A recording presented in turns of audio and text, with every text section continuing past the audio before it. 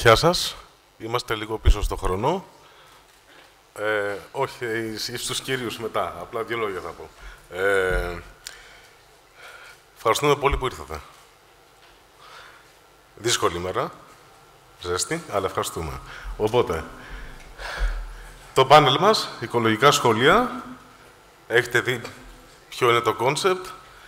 Ο κύριος Σταμάτης Καμπαρδόνης και η κυρία Δαρία Βουδρουμπά από την Ελληνική Εταιρεία Προστασίας της Φύσης ήρθαν από την Αθήνα να μας πούνε δύο λόγια για το πρόγραμμα Οικολογικά Σχολεία. Ο κύριος Αθανάσιος Ξάφος από τα Τρίκαλα, μια τέτοια δύσκολη ημέρα, και αυτός για το ίδιο θέμα θα μας μιλήσει, ο Περιφερειακός Σύμβουλος Παιδείας και αυτό, και η κυρία Κατερίνη Δημητρικού θα συντονίζει. Σας αφήνω. Αυτά. Λοιπόν.